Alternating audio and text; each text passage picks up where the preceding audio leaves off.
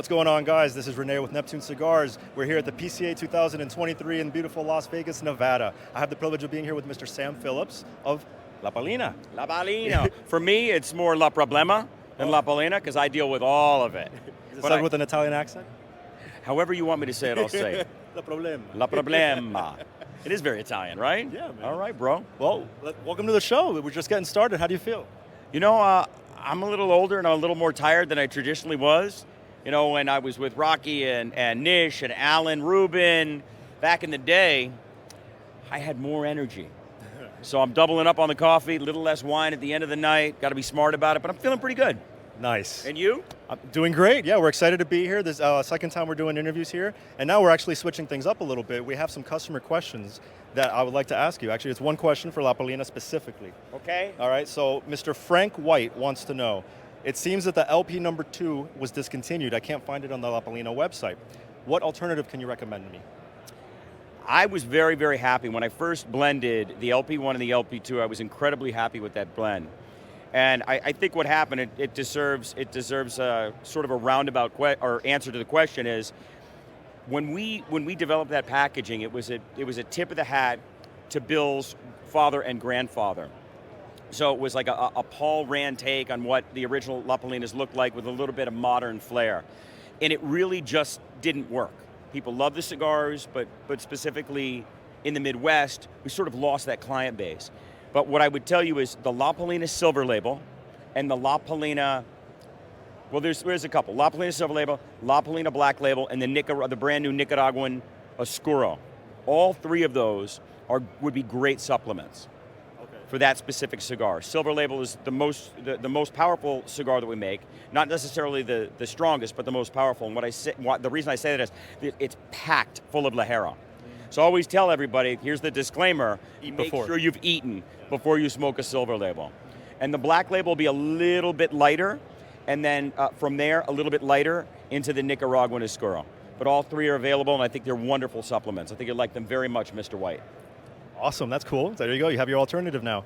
And now, instead of alternatives, let's talk about what's coming up next. What can we expect from you guys this coming year? So we're having a huge breakout year. La Palina has grown substantially in the last 24, 36 months. You at Neptune have always been supporters. We love you guys. So what we're doing this year is we've switched the Kill Bill boxes from 30 count boxes to 20 count boxes. And when we re-released that product, you had the KB1 and the KB2, one of which was a 93 rated product, top 25 cigars of the year.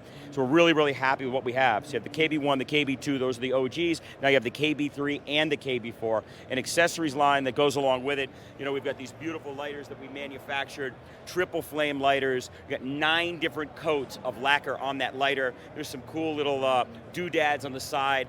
And with Kill Bill, we really wanted to lean into something that was fun and creative.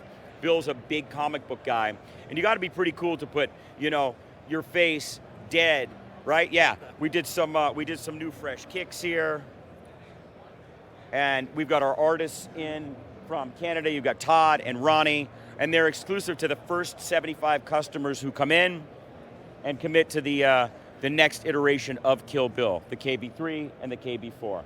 So they're here, custom painting everything. I've got to find this. Where the heck is it? There it is right there. So if you get in real tight, 001, they are numbered, they are limited, they are very popular here at the show. Why do you get number 1?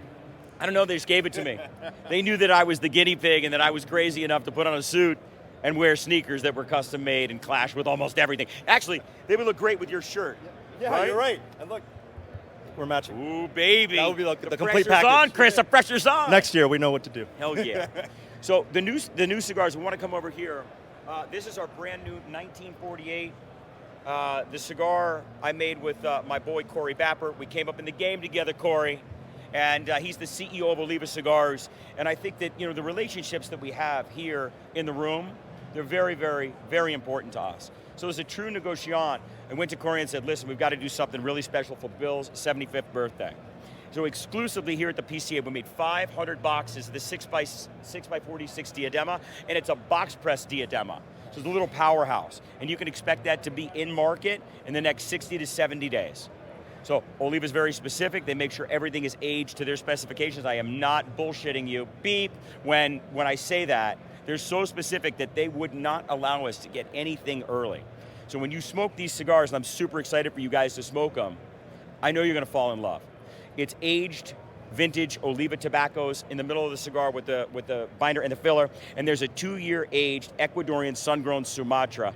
And if you're in the game, you know how hard it is to get that wrapper. So we made 7,500 boxes total, and the Diadema, we only made 500 boxes. So they're moving very quickly. I know that you're going to love this cigar. Starts at $23, $24, $25, and $26. Hyper limited, and I think you're going to really love it. Well, you guys heard it here first. Sam, thank you so much for taking the time. Come on, real quick, before we go. Nice. We've got Goldie. Series 3 of the Goldie Prominente. Again, only 500 boxes were made. And then over here, we have the Goldie Laguito number 5. So that is what we've done is we've gone back to the old school base of Goldie. I think that when you talk about limited edition products that are truly limited edition, we get to a certain maturation point, and I think it's just too much. So when I talked to Bill and Clay and Colin, we decided, let's go back to basics. Last year, the Laguito number 2, which is a very interesting size, won the number 15 cigar in the world with a 93 rating by Cigar Aficionado. Super proud of it, expecting really big things here. And the second iteration of the Series 2 for Goldie Laguito number 5. And then the Prominente has just become the staple here, and I think we're going to continue to do that, at least for the foreseeable future. Because every year, and I think something that people don't talk about specifically in our business, is that if you went with wine, right, you'd never expect a bottle of Jordan or Opus from 2015 to taste like the 2018. Every crop is different, every year is different, and that is what makes these products so special. So this is Series 3 of the Prominente, and the tobacco is very, very, very different. It's aging differently. You're going to see that the wrapper is a little bit darker than any Goldie that you've ever seen before. Comes from one farm, and it's the highest altitude position in that farm. So if you've smoked the Prominente and you love the Prominente, I encourage you to pick one of those up ASAP. Like I said, only 500 boxes and 1,000 boxes of the Series 2 Laguito number 5. Goldie's always been a personal favorite of mine. Thanks, brother. Yeah. Continued success, Sam. Man, thank you so you much for for your taking time. the time. Appreciate it, bro. Have a great show. Have a great one. Thanks again, guys. We'll see you next year.